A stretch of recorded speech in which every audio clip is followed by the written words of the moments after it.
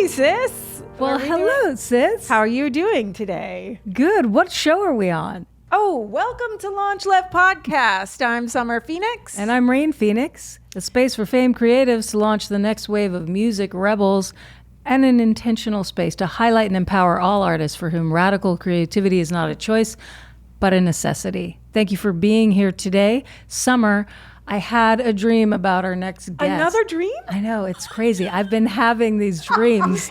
I don't know if they're considered stress dreams, anxiety dreams, or just like a portent of things to come. Yeah. But I had a dream Premonitions about our guest, and she had like an entire team of people that came with her. Uh-huh. And was there a leaf blower involved? No, although that was the last dream. Thank you. No, but she had a team of people that that did everything from like hair, makeup, and then they also built a small martial arts gym in our space. It was so awesome, and I felt bad because at the time I looked on the table here and there were no microphones up, and I was like, engineer's not in, Kaylon's not here, there's no mics up, and they're ready to go. Like they were building this stuff in it was like 5 minutes later, everything was up, and I was like, oh God, we're the ones who are late. This is so unprofessional. Was this last night in my? Yeah. You slept at my house. I did. Night. Spendies. You spendied the night. Yeah. It was awesome. Thank you for putting me up. I never even saw you. You were asleep when I got to bed, and then you were asleep when I left the house. I think I slept for 13 hours. That's excellent. That's exactly what we wanted for you. Yeah. Both my kids were like, Aunt Rain's still here? I totally forgot she was even here. Thank you for that. How they talk. But anyway, that dream was based a lot off the listening to that's right. Sophia Chang. She's our guest today. Sophia Chang's book, The Baddest Bitch in the Room. Can we welcome her to the show? Welcome to the show. She's in the room. It is so amazing to have you here, gorgeous one. Thank you. Yeah. Thank you so much for having me. I'm a little bit flabbergasted by sleeping for 13 hours. Yeah. Nobody else does it. I say that, I didn't really sleep solid, but I needed it very badly. I rarely sleep these days. I'm balancing a lot of different projects, this being one, and my record coming out. So I'm not sleeping much. So going to Summers feels a bit like a womb-like atmosphere, a family camp. Exactly. So I caught up. I caught up on a few days of no sleep there. Congratulations. Thank you so much for having me, ladies. I'm super happy to be here. Your listeners can't see the view, but the view is astonishing. I mean, people must say that every time they come here, but it's gorgeous. Thank you. So beautiful. And they can on our YouTube channel. There you go. Yeah. Watch this on YouTube. Yeah, exactly. Subscribe. Exactly. Yes. Don't forget to rate and subscribe. Follow us on our socials at LaunchLeft everywhere. I have a question immediately. What is what is the baddest bitch in the room? That's a really good question. The baddest bitch in the room is everybody and anybody. I know that, look, I'm a language major, so I understand the nature of a superlative. So I know that it implies that I think that I am the best and the baddest in a room, but it's not really about that.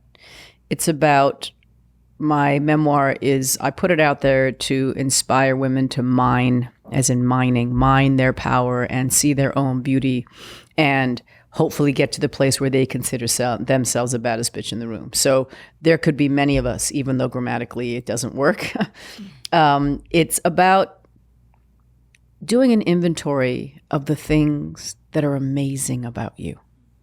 And I think that as women, we are not really taught to do this, right? I think that we tend from childhood to more do an inventory of our deficiencies. Amen.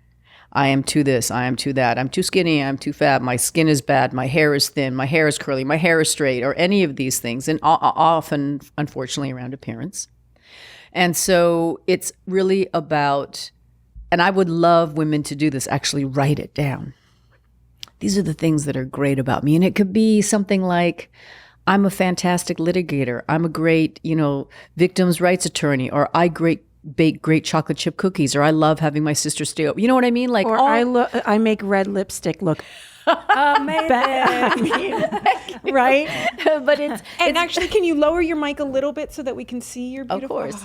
So it's about putting together the aggregate of these qualities. Mm-hmm.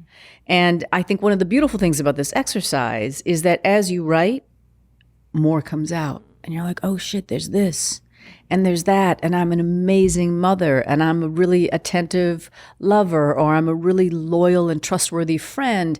And as we pull these things together and look at them and say, wow, I am amazing, and therefore I'm the baddest bitch in the room. But part of it is you also have to claim it, right?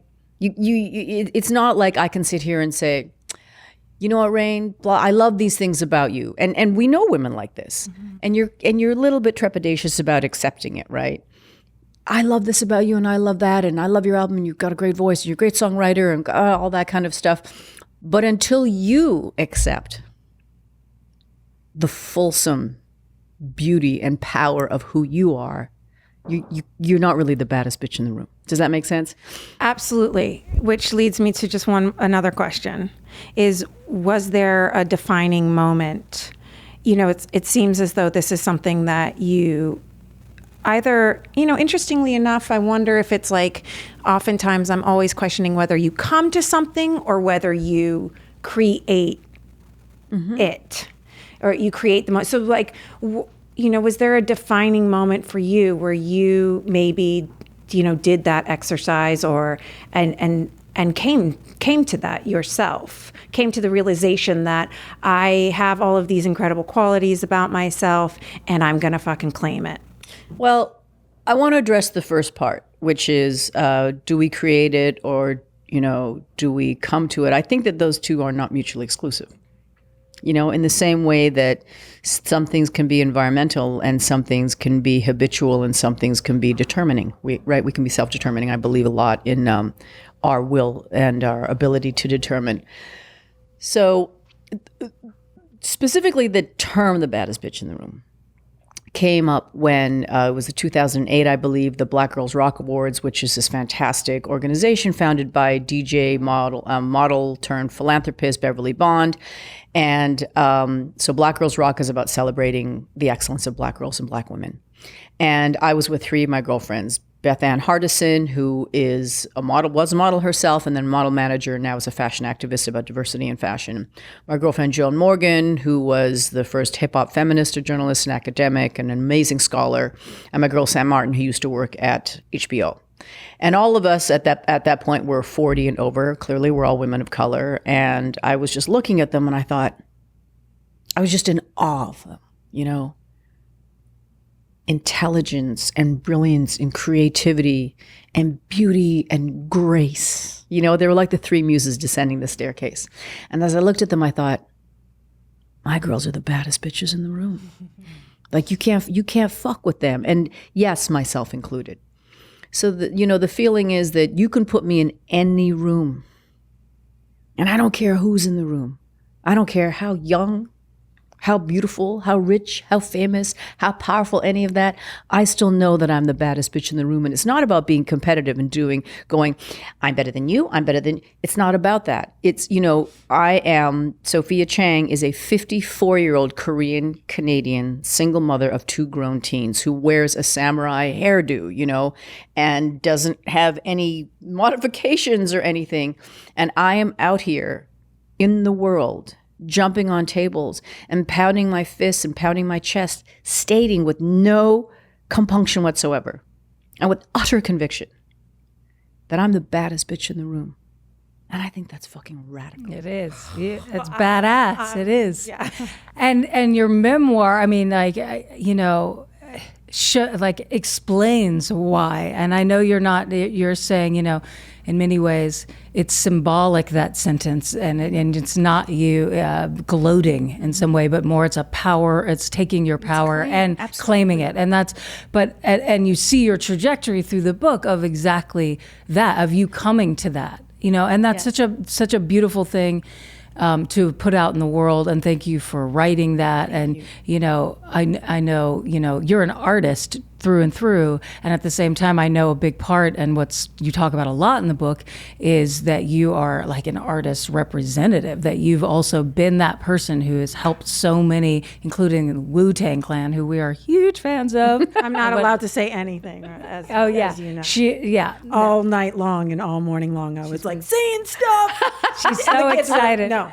Mom, no. They were embarrassed. No. They didn't want her to say. Of course our children are embarrassed. But we're just reading your book and hearing, the closeness you had with them and how you basically were a huge part of their trajectory and so many other artists. It's really moving because your energy is so true and authentic, and it shows in the people that you kind of helped and bring along. And I'm sure it was obviously symbiotic, and but it's just a powerful statement in your book. And I hope that all you watchers and listeners out there make sure to pick it up and read it and listen to it. It's on Audible as well, which was how I was downloading the information. I really enjoyed it, just hearing your voice tell me all about your amazing life.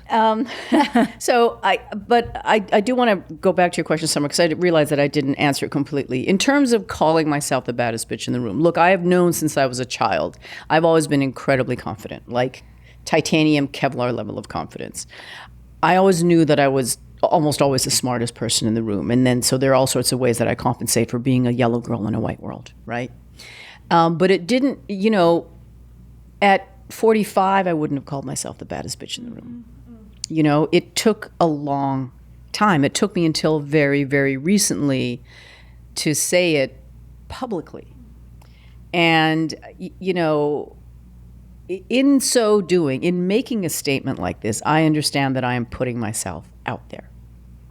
But the claim is so empowering, and it's liberating in a way, right? Because I kind of get to the point where I feel like I don't really give a fuck. Like, the thing is, when I wear this t-shirt, people smile and they're like, oh, that's amazing.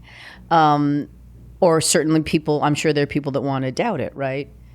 But what I need people to understand is that when I say my name is Sophia Chang, and I am the baddest bitch in the room, what is important is not that you believe it, but that I do, right? It is not about trying to convince everybody and get a bunch of people to say, yeah, she's the baddest bitch in the room. No. Where I want women to get to is to be able to claim it for themselves. And maybe they do it quietly, not in the incredibly public and outrageous sometimes fashion that I do it, but in a way that they can walk with a confidence that so few of us have. So unless we're a genetic mutant and we're 19 and we are 5'10" and we weigh 106 pounds and we're blonde, you know what I'm saying? And we have the perfect features, which is what people typically think of as the baddest bitch in the room, right? In a very, very narrowly prescribed vision. Mm-hmm. How do we get to that place? And I hope that kind of comes through. And part of the memoir, Ray and I used to say, and I still do say this, my name is Sophia Chang and I was raised by Wu-Tang. And I told RZA 10 years ago that I was going to write a book and it would be called Raised by Wu-Tang. And it was going to be called that until I actually wrote it and I understood that there's more. As significant as they are in my life, mm-hmm. There's a lot more, and there are a lot more people that contributed to who I am. I talk about the motherfucking village that raised Sophia Chang. And I think that my relationship with Wu-Tang is singular.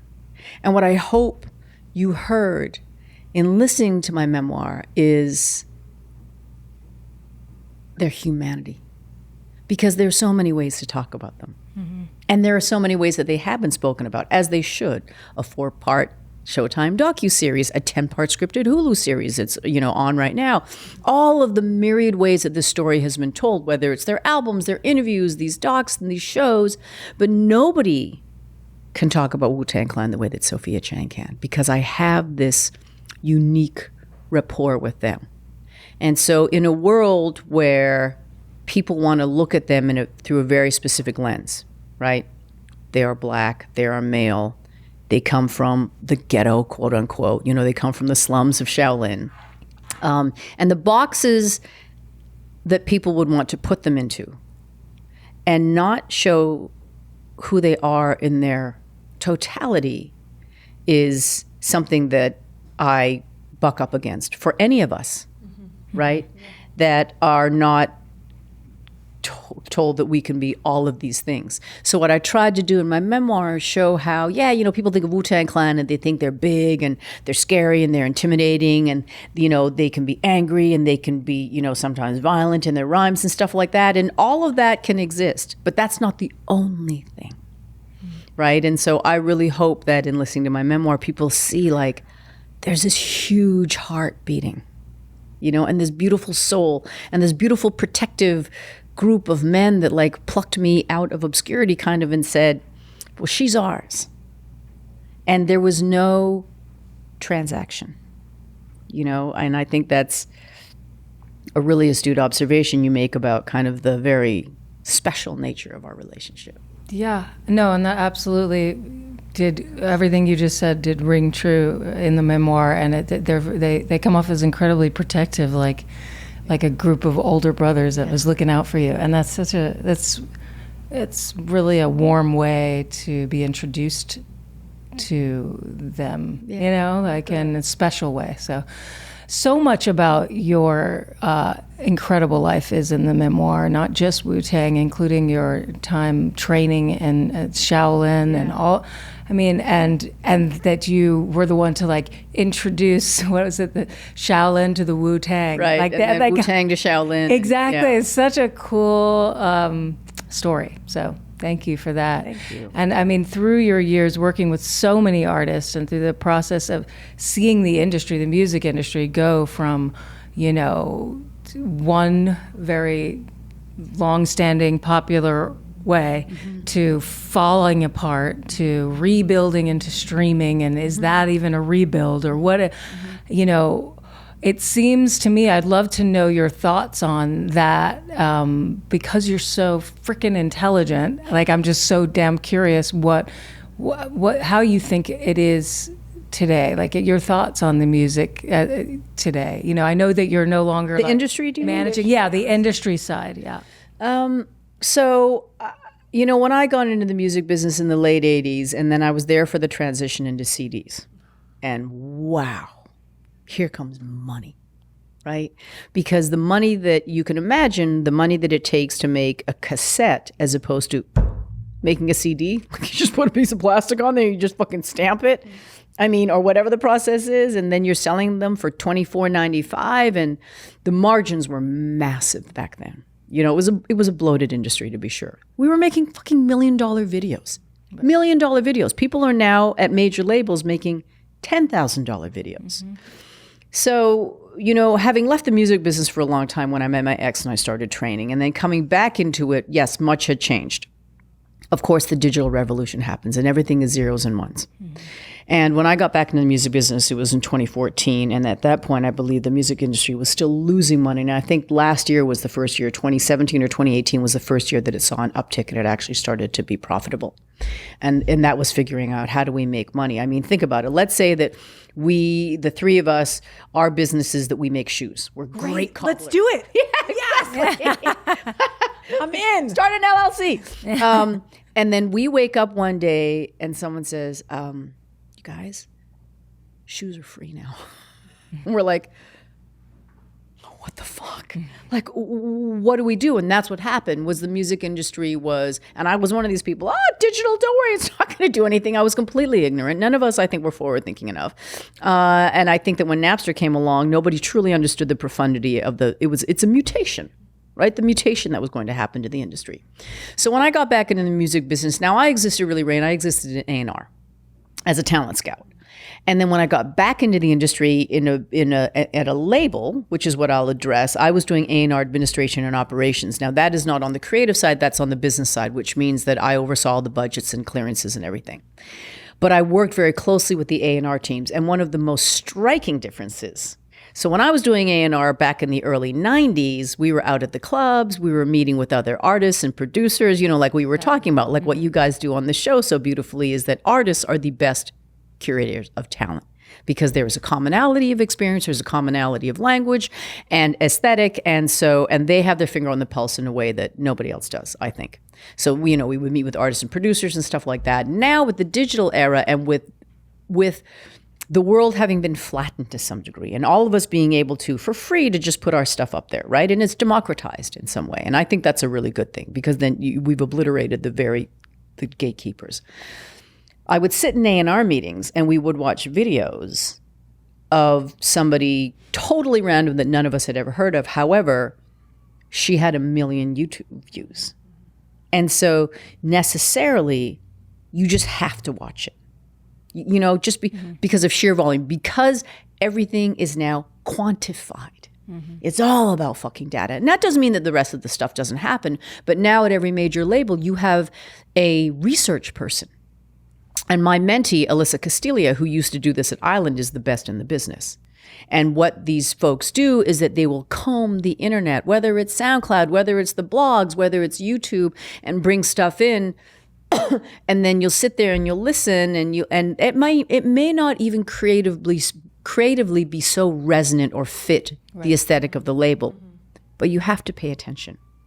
Because I don't know if it was Lady Gaga, I think it was Gaga, that I also found that there was a lot of fear at the labels, because you don't want to be the one that misses out or drops the artist. Because wasn't Gaga dropped from one label and then picked up by another? Anyway, it was somebody as humongous as her, and whoever the label was that said, you know what, Summer, we're not interested. And then you went on to be the biggest thing ever, right? Take that in your face. In your face, exactly. There's a tremendous amount of fear around that. Well, that never existed back in my day. And I think to be, first of all, personally, professionally, spiritually, romantically, to be motivated by fear, I think is an illness. I think that that's a really bad place to exist, because you don't often make really well-founded and sound decisions when you're acting out of fear, unless it's like, oh my God, there's a bear, run, right? And then I think the data-driven thing also is kind of soulless. And it doesn't really it kind of lacks creativity and vision. Now, an aberration from that is Shawn Mendes. I was at Island and I helped, I didn't sign him and I didn't discover him, but I helped kind of push through his deal. And, he was on Vine, and I think on Vine you could have 7, 15 seconds, whatever it is. It's a blip, but he was discovered there and he was signed. It was very competitive. And look, it turns out that boy is a phenomenal songwriter. And he is, and that's when it really pays off. So I'm not saying that that methodology isn't effective, right? But it's not interesting to me, right? Yeah, it's also just a part of, and not the whole. That's right. Picture, exactly, right? Exactly. Which is kind of what you were. It doesn't necessarily invite the humanity with which you were talking about your point of view of the clan. Yeah, and it bases artistic integrity on data. That's right. And there's something really, like you said, soulless about that part of it. I understand in terms of like the intelligence of a label to make sure to be covering their bases and having to do that.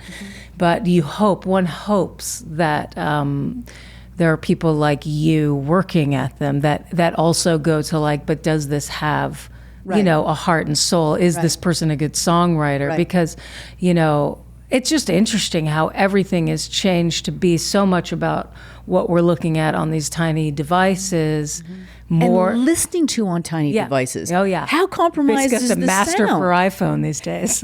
Exactly. Really? Exactly. No, exactly. They have to listen on 3 different systems. What does it sound like on a phone? Because that's how most of us consume music. Yeah, it's terrible. Yeah, it's interesting. I mean, Is it evolution is kind of a question I have for you. Is this what was so interesting that a word that you had used, I was thinking evolution and you said mutation. And I was like, oh, that's it. Therein lies like the very important difference, I think, is some things are just mutations and not necessarily, because evolution begs you to say, I'm moving forward. Implies that it's that's a positive advancement. Well, actually, I have to credit my brother with that. My brother, who Sophia Chang, who's the 10 smartest people I know, and he's a professor at Vassar College. And he said, most students these days simply don't read. They simply don't do all of the required reading. Now, I didn't do it because I was a lazy fuck. But it's kind of understood that most students will not do the required reading. And he's the one that said, Sophia, this is a major mutation that people don't read anymore. And so I think what we're talking about. I listened on Audible. Yeah. I'm part of the mutation. What did Indy say last night, though? My son literally said, you're going to like this. Yeah, what did he say? He said, if I have children and they don't read, they're not avid readers, what did he say? Like, there's going to be... going to disown them? Yeah, that's what he said. I'm going to disown them.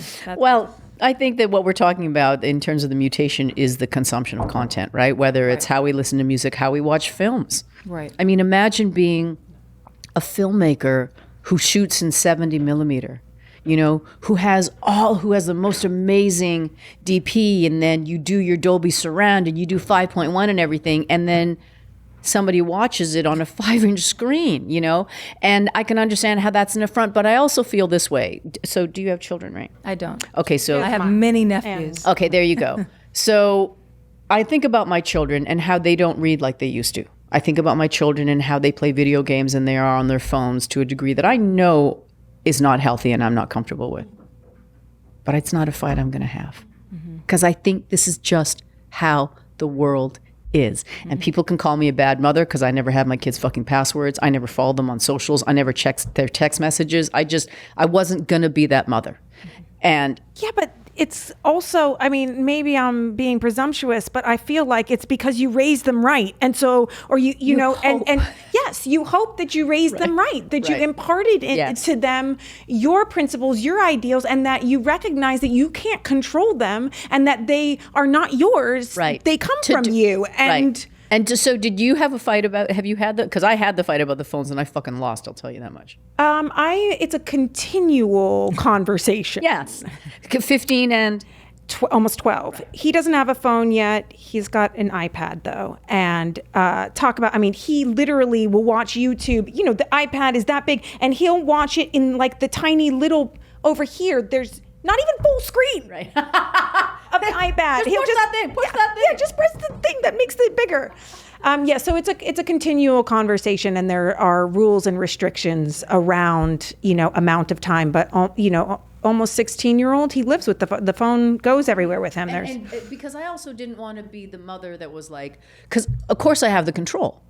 I pay for the phone, I pay for the service, I pay for the 4G and all that stuff.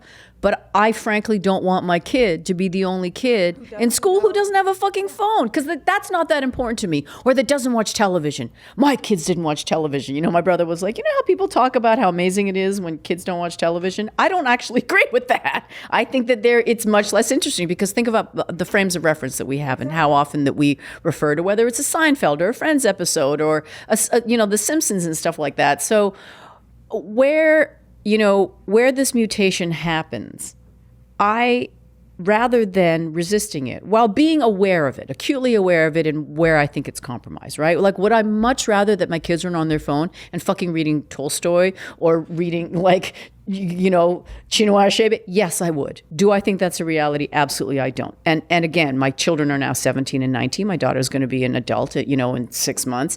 It wasn't a battle that I was willing to wage. And what's much more important to me, and I'm sure this resonates with you as well, is they're good people. That's my legacy. Yeah. They're good fucking people. They are kind. They are just. They're empathetic. They're magnanimous. They're thoughtful. They're caring. Like, that's when you did your job. Yeah. Right? Exactly. The time on the screens, who gives a shit? Them playing their video games, I don't care. But how do you show up for other people? Right. How do you defend people that might not be able to defend themselves? Mm-hmm. How do you get out there and fight for yourself and advocate for others? How are you a benevolent leader and gentle with yourself and with others? Mm-hmm. That's all that matters. Mm-hmm. That's all that matters. I think too that relates somewhat to what we're talking about in terms of like industry changing and things going digital and streaming and all that.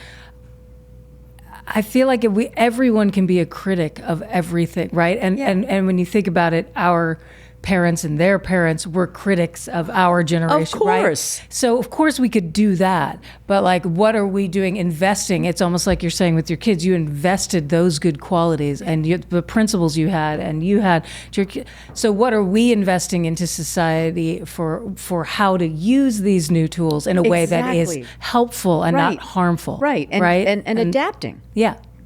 You know, exactly. Like people say, you know, what do you think of hip hop these days? Don't you think it's terrible? I'm like, I'm fucking 54. Why do you care? Like, who gives a shit? I'm a 54-year-old mother, and my kids listen to hip hop. Hip hop is a genre more than any other musical genre that is youth based, meaning it is by the young, about the young, for the young. There's no other genre that does that. So maybe we can talk about boy bands, but that's a subgenre of pop or girl bands, right? Mm-hmm. Hip hop is in and of itself a genre. It is also, as far as I'm concerned, the greatest global cultural force that there is. And so when I listen to it, does it resonate with me? No, it's not supposed to. Right. Like if I sat here and I said, you guys, Rap Caviar is the soundtrack to my life. Wouldn't you be like, I think you need to check in exactly. Started at Arrested Development. So again, I think that the genre is exactly where it's supposed to be. Mm-hmm. Can I tell you, and I listen to a song and say, you know, I think that lyrically this or the beats that, yeah, but who cares what I think? You know, it's much more important to me that it resonates with the people that it's made for. Mm-hmm. You know, and then the conversations that I have with my children, whether it's around hip hop or around porn, is I'm so happy that you're a hip hop fan. I don't, you know, God forbid, I don't know what I would have done if my kids were like, we love country. You know, I would have been like, okay, you're on your own. I don't have shit for you there. But I'm so grateful that they're fans of hip hop. I mean, the Riz is their godfather, for goodness sake. And that, you know, if I talk to them about hip hop, and I did, and I talk to them about porn, what I say is, it's inevitable. You're going to be exposed to it, right? But understand what you're listening to. Understand that hip hop is steeped in misogyny. And a lot of that misogyny, from what I understand from my friends, is, from my black friends, is about black women. Misogynoir, as it's called, which I think is genius. And that's not okay. And I'm not saying you shouldn't listen to the music, and I'm not saying that you shouldn't enjoy it, but understand what you're listening to. And the same thing with porn. You're going to watch porn. I don't watch porn, but you're going to watch porn. I'm not going to try to control that. But here, too, it's through the male lens, right? The vast majority of it, unless you are specifically seeking out feminist porn, which I think sounds incredible. And also to say that that's really not what sex looks like. You know, they've done these studies now. I'm sure you guys have heard. They've done these studies, and teenage boys, they can't fucking get off because they think it's supposed to look like porn. Yeah. Nobody fucks like that. Stop it. That's like, you know, you've got, it's like The Wire working kung fu movies. That's not real. And so, and somebody told me even that it was hard to even do very extensive studies about the effects that porn has on young boys because they can't get a control group. Because everybody watches it. Mm-hmm. So, you know, this is something else that's happening in terms of technology, right? Mm-hmm. And the access that our kids have, whereas we used to like sneak and, you know, peek through Playboy magazine and stuff like that. Now it's like completely omnipresent. Like I can go see somebody doing something to whatever creature there is on the planet. And, you know, and so these are the, have you talked to your son about porn? You missed out one word on the internet and you have like, you know, anal intrusion in 2 seconds, you know what I mean? It's like, forget it. And yes, and I've had the conversation with both of them. And, you know, not only have I had the conversation, but of course I bought like the what's happening to our bodies book and like left it in the bathroom. So what was the conversation you had around porn? Very similar to what you were speaking about, which is this is image-based, guys. This is not real. Right. It is like many things that are manufactured to get us to buy and consume. Yeah. This is just yet another Coca-Cola ad. Yeah. And it's you know, in place of a shiny red can is, you know, a shiny plastic body. Yes.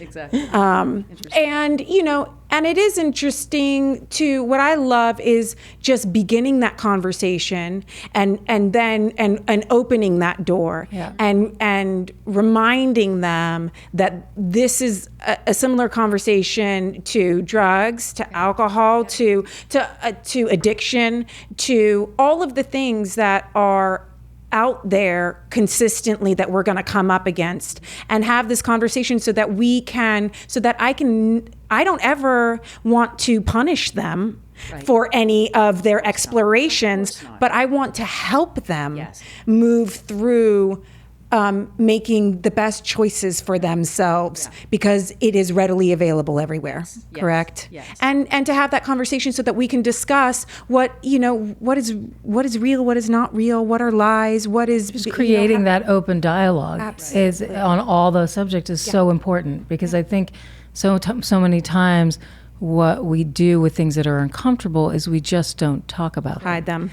Yeah, which was you our just parents' stash right, and so it's a lot of courage for this generation, for you too, as mothers, to not do what your parents' generation, and to make a point of like opening that portal to like, we're going to talk about these things that are uncomfortable, because that alone makes a kid not feel alone with their interpretation. Surely the secrecy is the creepiest part of any disease. Right.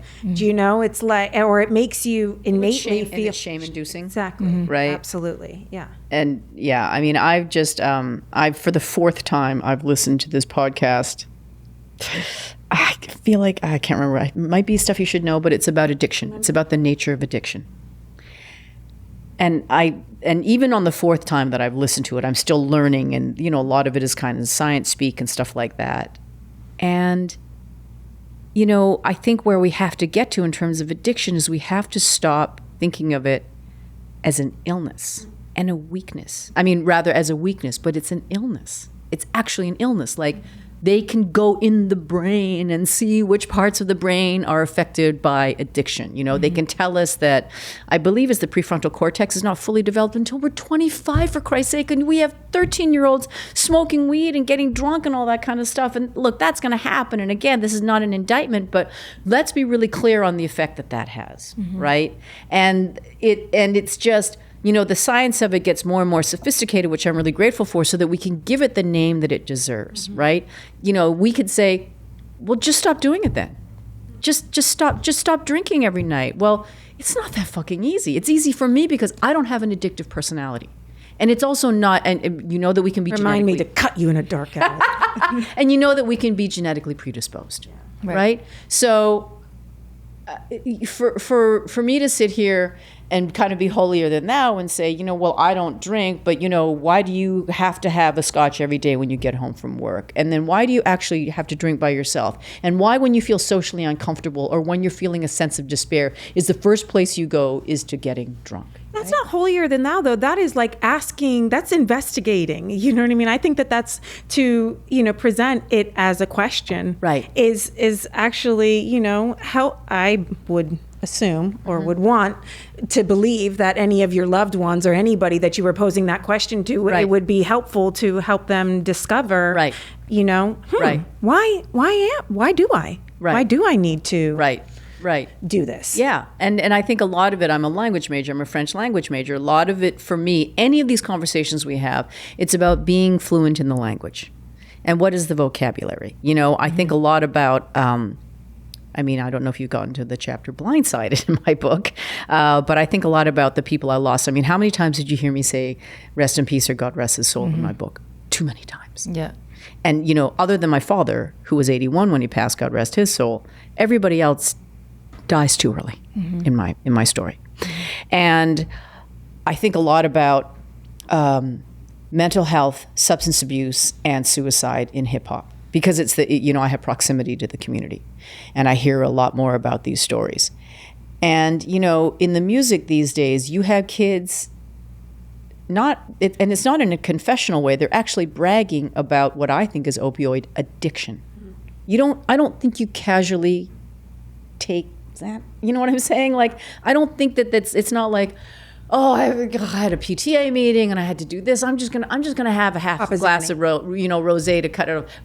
but then when you go to, right, which can be casual, like, let's crack open a bottle of rosé. I just want a glass of wine. But if it's like, like who, or Percocet or any of these things, or Oxy, like, from what I understand about the nature of addiction and the nature of opioids in particular, and all of us hear it in the news all the time, they are highly addictive. Yeah. Highly it's a complete addictive. loss of control if you do it more than once or twice. Yes. It's no longer an illness or a disease. Right. It's, you can't even label it as such, because it really is out of it's a physical need. Yeah, it is. I will say I will forever love me some Billie Eilish for being in that generation and singing about not needing a Xanny to feel better. And that is something that, like, my kids, I mean, just like Kanye is singing about Jesus Christ, these kids are singing along to this. There's nothing better than hearing that come out of the shower. Yes.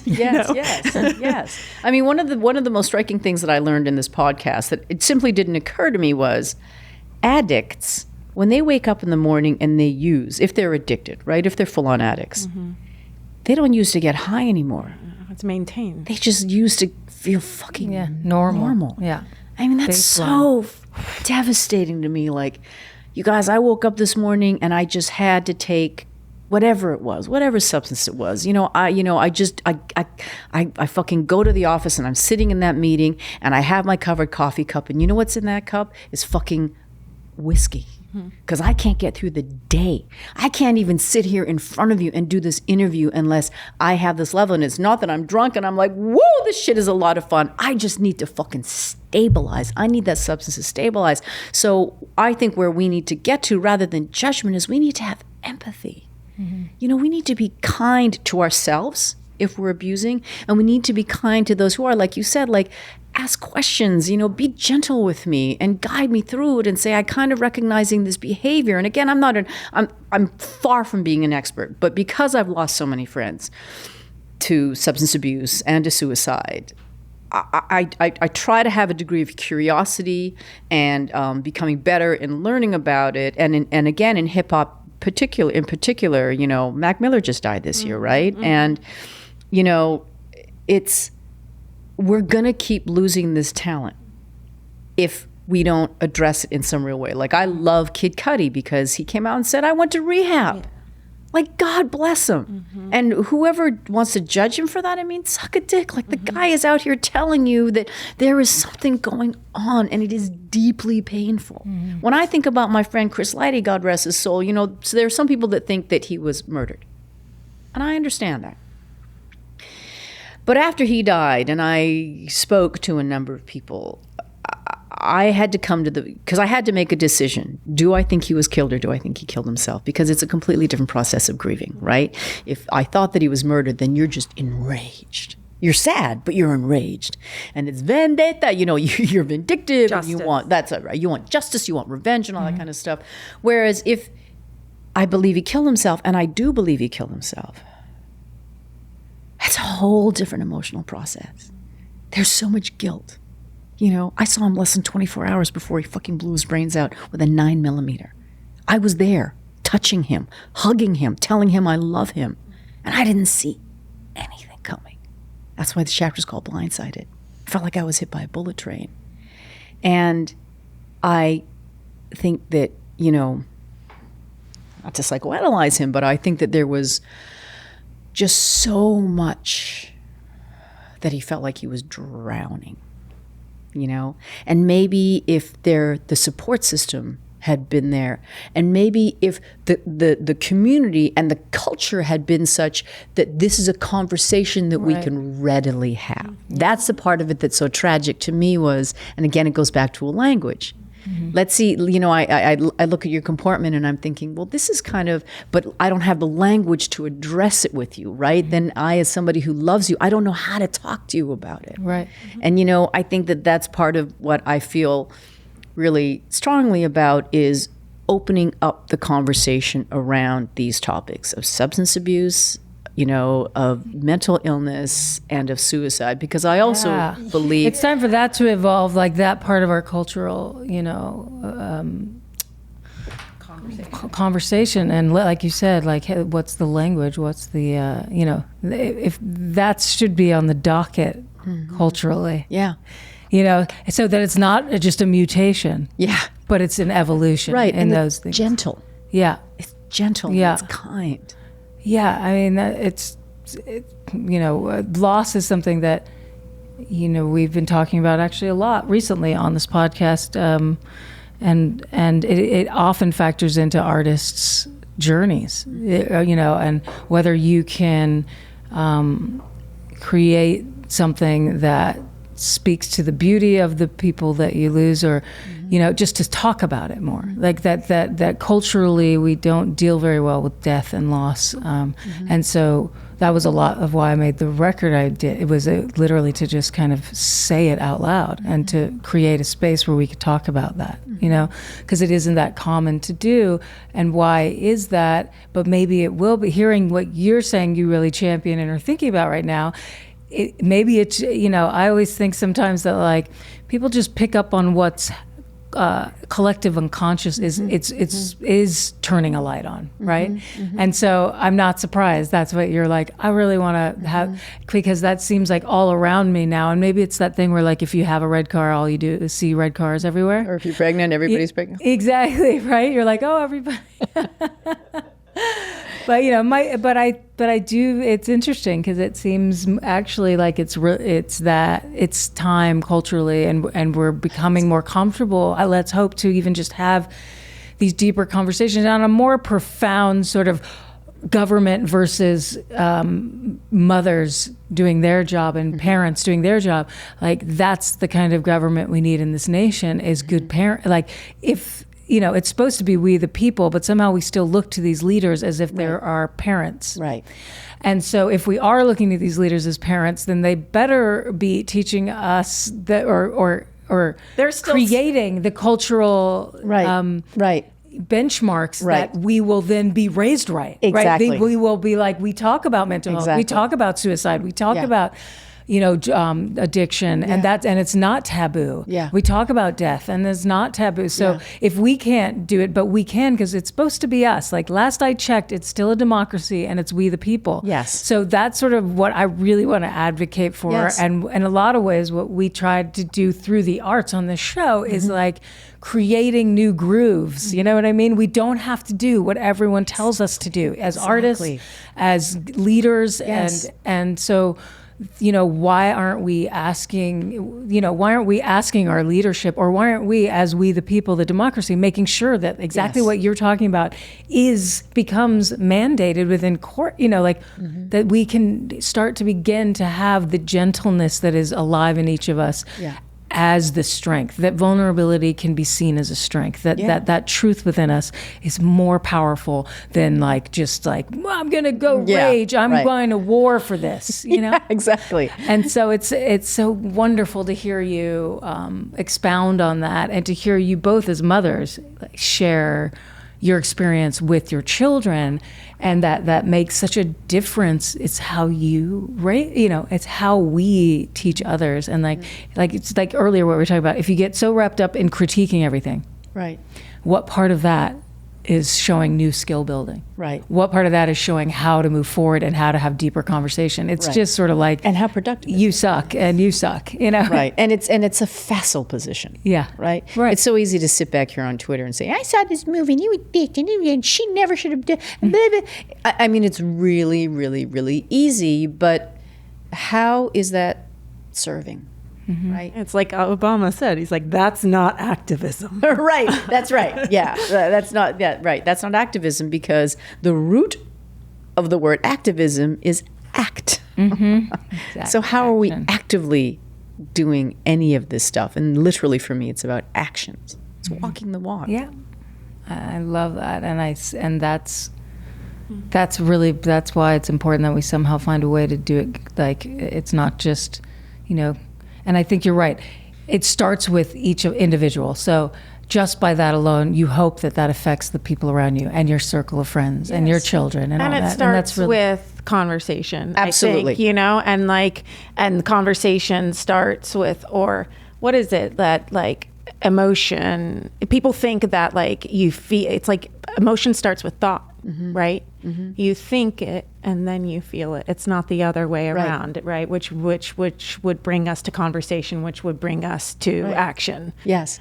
Everything starts with a conversation. I mean, this right here, we're having a conversation, and maybe somebody listens, and maybe somebody gets inspired to behave in a certain way that will be better for them and their loved ones and the people around them. I mean, isn't that what we're doing? Aren't we facilitating storytelling? Aren't we telling our own stories in our own ways? And just hoping, to me, it's really about acknowledging and celebrating people's humanity.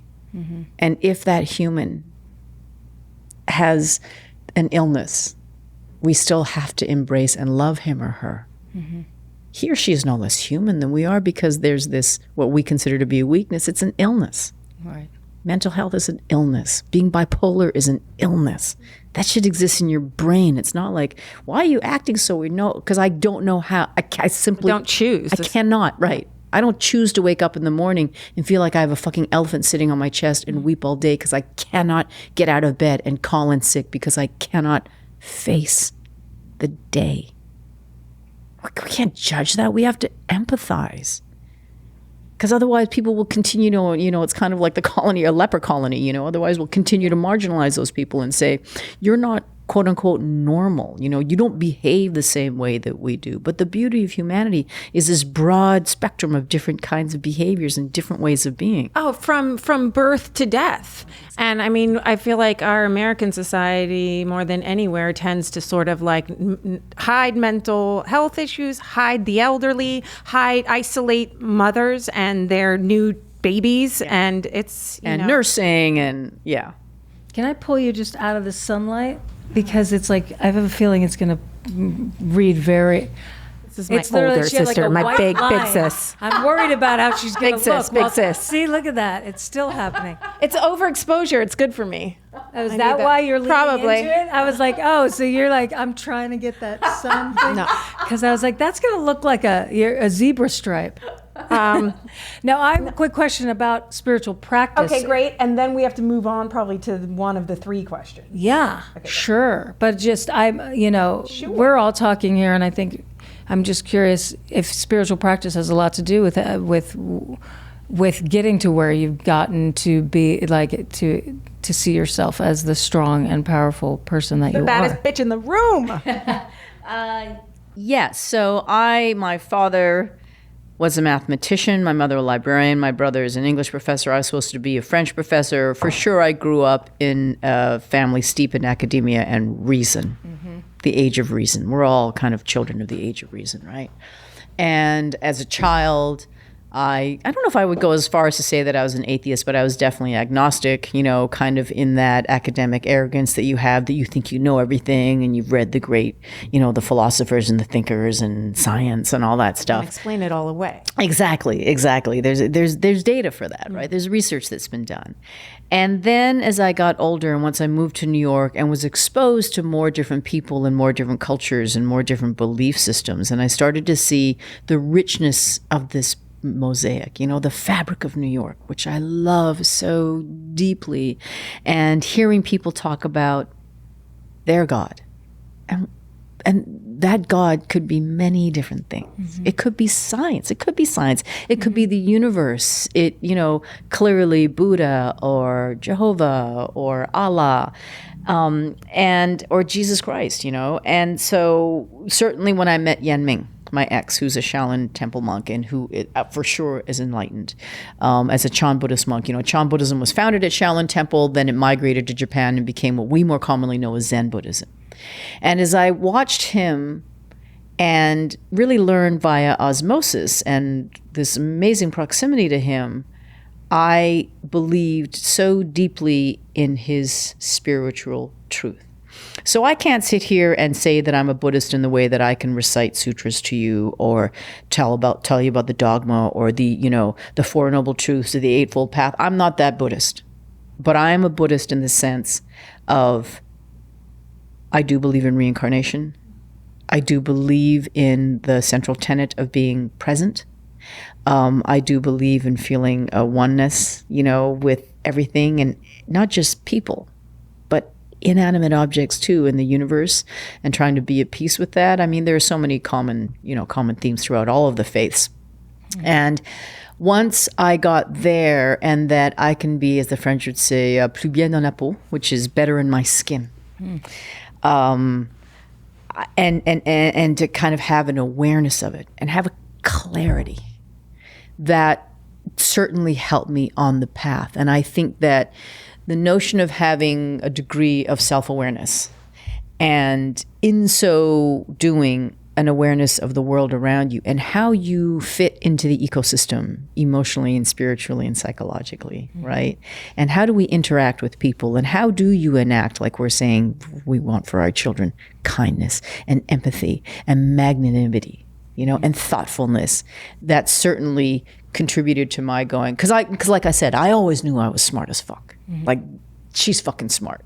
And then I worked really hard on my tongue, on my sword, on how I express myself, and being articulate and being eloquent. And then certainly part of that journey was absolutely being spiritual. So I study Shaolin Kung Fu, and I have for almost 25 years. And at Shaolin Temple, my ex would say Chan, meaning Chan Buddhism. Chan is Kung Fu and Kung Fu is Chan. You cannot uncouple those things.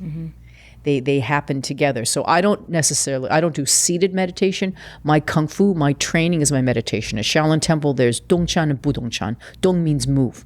So Dongchan is moving meditation. And Bu means not, is the negator in Chinese and Mandarin. Budongchan means not moving meditation, in that seated meditation. So I think trying to have, to the greatest degree that I can, clarity on who I am and how I operate is absolutely part of my claiming my greatness. I consider myself to be somebody who is self-critical, self-aware, self-analytical, but also self-renewing and self-loving.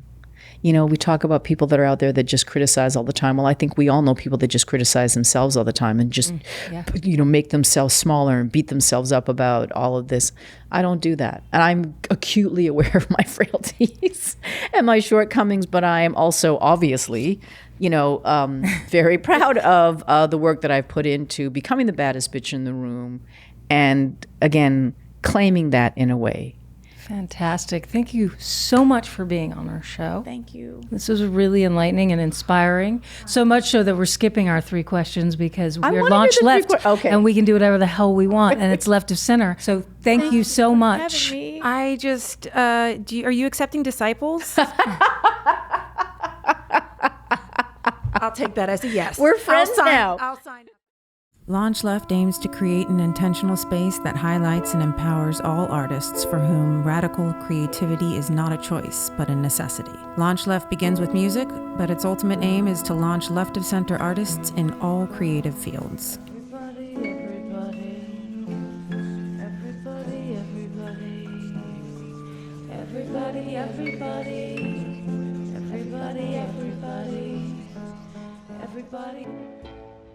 Who's a